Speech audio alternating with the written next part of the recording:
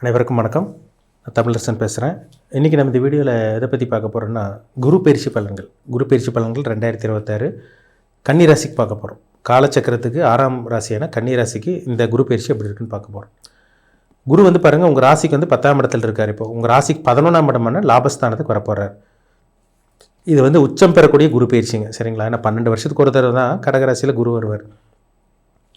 கன்னிராசிக்கு பாருங்கள், 10ஆம் இடத்துல இருக்க குரு விட இந்த 11ஆம் இடத்துக்கு வரக்கூடிய குரு ரொம்பவே ஒரு சிறப்பான ஒரு குரு பயிற்சின்னு சொல்லப்படுது, சரிங்களா? சொல்லலாம், நல்ல ஒரு குரு பயிற்சின்னே சொல்லிடலாம். என்ன காரணம்னா, பொதுவாகவே குரு எந்தெந்த இடத்துக்கு வந்தால் நல்லது? 2ஆம் இடம், 5ஆம் இடம், 7ஆம் இடம், 9ஆம் இடம், 11ஆம் இடம். அதாவது 2, 5, 7, 9, 11. இந்த இடத்துக்கு இந்த 12 இடத்துல, இந்த 12 ராசிக்கு இந்த 12 இடத்துல இந்த 5 இடத்துக்கு வந்தால் தான் ஒரு சிறப்பான ஒரு நல்ல ஒரு குரு பயிற்சின்னு பாரம்பரிய ஜோதிடம் சொல்லப்பட்டிருக்கு, சரிங்களா?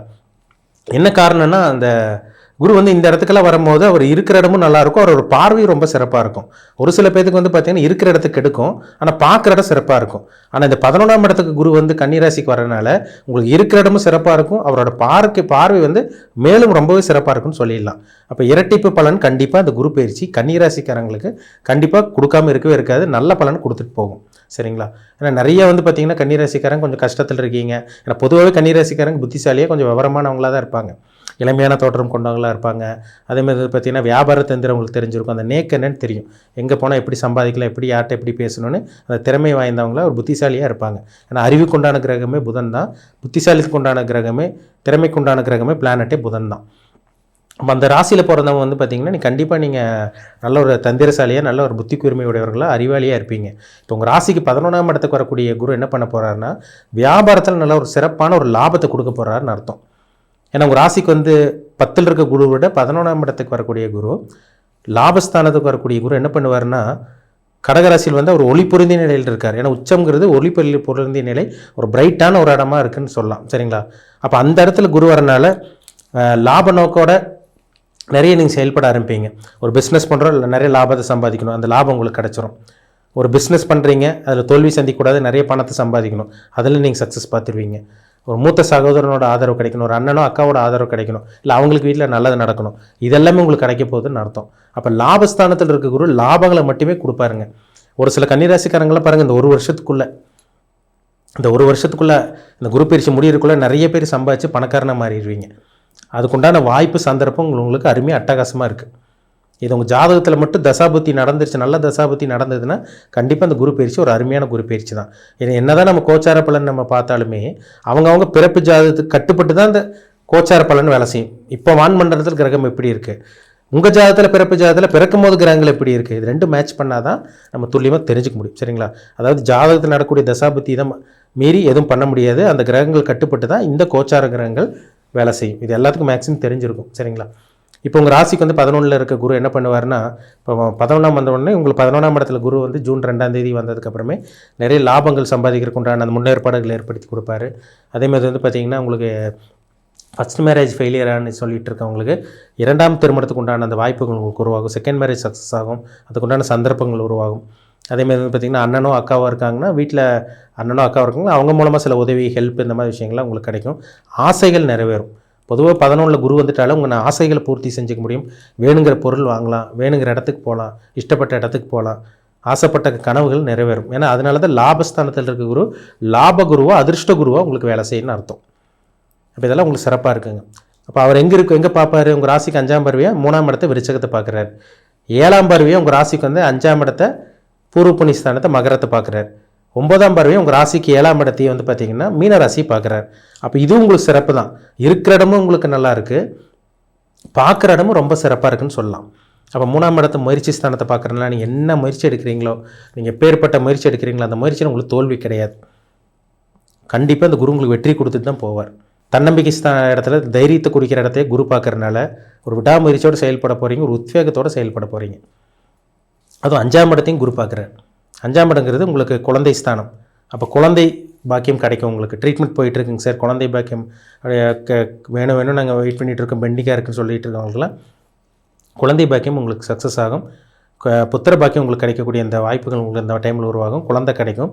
அதேமாதிரி பூர்வீக சொத்தில் இருந்த அந்த பிரச்சனைகள், கஷ்டங்கள், தடை இதெல்லாமே உங்களுக்கு நிவர்த்தி ஆகும்னு சொல்லிடலாம், சரிங்களா? ஆன்மீக சிந்தனை, ஆன்மீக எண்ணங்கள் இந்த டைம் கன்னிராசிக்காரங்களுக்கு ரொம்பவே அதிகரிக்க போகுதுன்னு சொல்லலாம்.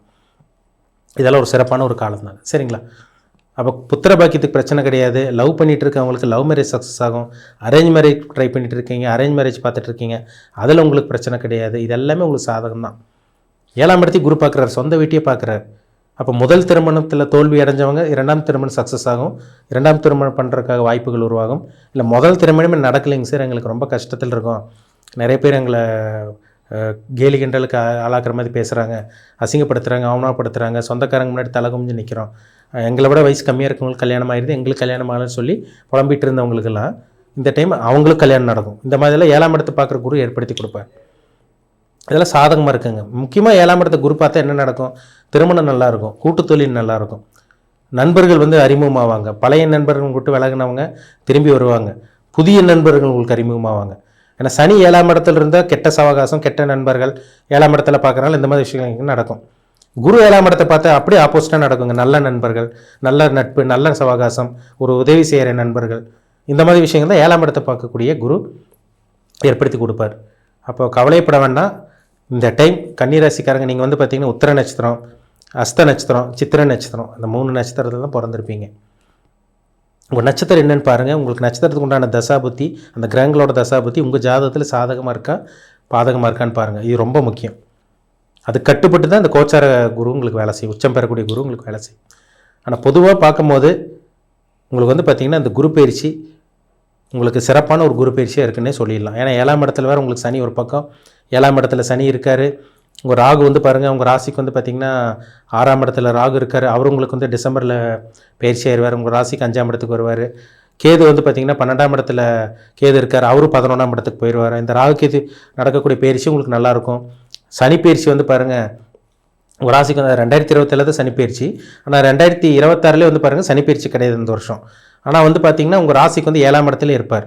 அப்போ இந்த 7ஆம் இடத்துல இருக்கக்கூடிய சனி திருமணத்தில் கசப்பு, நண்பர்கள் விஷயத்தில் கசப்பு, கூட்டுத்தொழிலில் கசப்பு இருந்து வந்தவங்களுக்கு இந்த குரு பார்வை உங்கள் ராசிக்கு 11ஆம் இடத்துல இருக்க குரு உங்கள் ராசிக்கு 7ஆம் இடத்தை பார்க்குறதுனால அந்த நட்பு வட்டாரம் நல்லாயிருக்கும், உங்களுக்கு கூட்டுத்தொழில் நல்லாயிருக்கும், நண்பர்கள் விஷயத்தில் அந்த சங்கடங்கள் கஷ்டங்கள் இருக்காது, திருமண வாய்ப்பு கைக்கூடி வரும், பிஸ்னஸ் நல்லாயிருக்கும். இதெல்லாமே உங்களுக்கு சிறப்பாக இருக்குன்னு சொல்லிடலாங்க. சரிங்களா? அதனால் கவலைப்படாதீங்க. கன்னிராசிக்காரங்களுக்கு ஜாக்பாட் அடிக்கக்கூடிய, செல்வந்தராகக்கூடிய, பணக்காரனாக மாறக்கூடிய அத்தனை அமைப்பும் இந்த குரு பயிற்சி உங்களுக்கு கொடுக்க போகுது. பயன்படுத்திக்கிங்க. இது ஒரு நல்ல ஒரு குரு பயிற்சி தான். சிறப்பாக இருக்க போகிறீங்க, நல்லா இருக்க போகிறீங்க, அதில் மாற்றமே கிடையாது. உங்கள் ஜாதகத்தில் நல்ல தசாபுத்தி மட்டும் நடந்துச்சுன்னா இந்த டைம் உங்களுக்கு நீங்கள் கொடுத்து வச்சவங்கள ஒரு அதிர்ஷ்டம் நிறைந்த ஒரு வாழ்க்கையை வாழ போகிறீங்கிறதுல மாற்றமே கிடையாது. உங்கள் பிறப்பு ஜாதத்தை செக் பண்ணிக்கோங்க, என்ன கிரகங்களோட தசாபுத்தி போகுதுன்னு பாருங்கள், அது ரொம்ப முக்கியம். மீண்டும் அடுத்த பதிவில் சந்திக்கும் வரை உங்களிடமிருந்து விடைபெறுவது உங்கள் ஜோதிடர் தமிழரசன். நன்றி, வணக்கம்.